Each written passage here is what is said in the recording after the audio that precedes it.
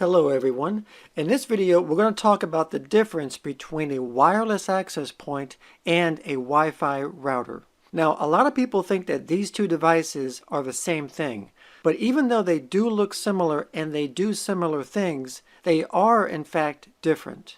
So let's first talk about a Wi-Fi router.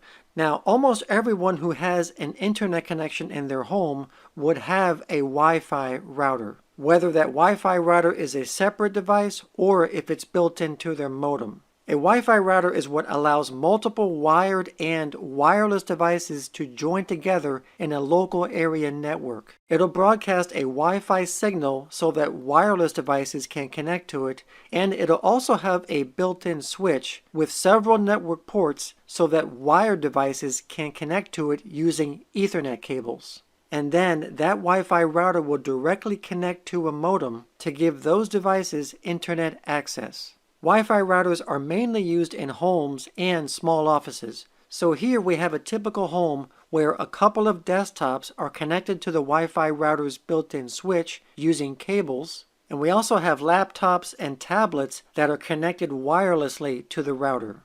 So now let's talk about a wireless access point. A wireless AP relays data between a wired network and wireless devices. It's basically a wireless hub that's used by wireless devices to connect to an existing wired network. A wireless AP connects directly to an organization's router, where the router is then connected directly to a modem, which gives the wireless devices access to the internet.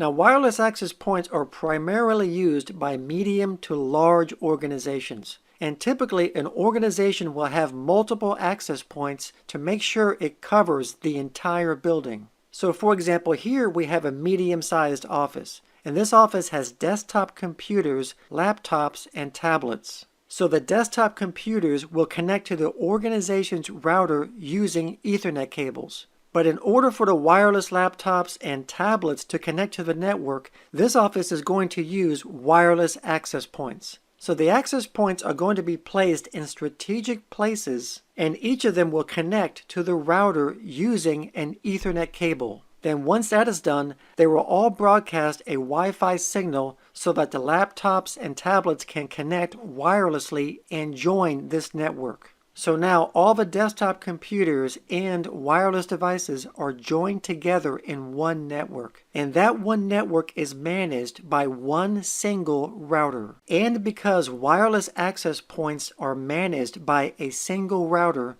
that is one of the main reasons why larger organizations use wireless access points instead of Wi-Fi routers. Now, in reality, this office here can use Wi-Fi routers instead of wireless APs, and it would work just fine. But the problem with using Wi-Fi routers instead of wireless APs is manageability. If the network administrator wanted to manage this network and make certain changes, he would have to log into each Wi-Fi router to make that change. And that could be a hassle and time-consuming, especially if there were a lot of Wi-Fi routers. But if this office was using wireless access points instead, then all the management and all the changes in the configuration would be done by this single router, which makes managing a network a lot easier. So all the wireless devices can be treated as a single subnet instead of being treated as multiple subnets if Wi-Fi routers were used. Another difference between these is how devices are able to connect to them. Wireless access points are strictly for wireless devices to connect to, whereas Wi-Fi routers are able to accept connections from both wireless devices and wired devices. Because in addition to having a Wi-Fi antenna, Wi-Fi routers will also have a built-in switch to accept Ethernet cable connections. Another difference is a firewall. Wireless access points don't have a firewall, while Wi-Fi routers will have a firewall. Wi-Fi routers will also have a built-in DHCP service. A DHCP service is what automatically assigns IP addresses to devices that are connected to it. So when devices connect to a Wi-Fi router, its built-in DHCP service will directly assign those devices an IP address. But since wireless APs don't have a DHCP service, the devices that are connected to it will get its IP address from the organization's router. So once a device connects to the wireless AP, the router will send the IP through the wireless access point and then to the device.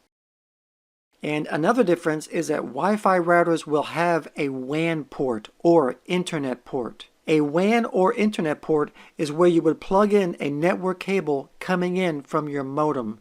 And this is what gives your Wi-Fi router an internet connection so it can pass it on to other devices. Whereas a wireless access point doesn't have a WAN or Internet port. So it cannot directly connect to a modem. It has to connect directly to a router instead, and then the router is what connects to a modem.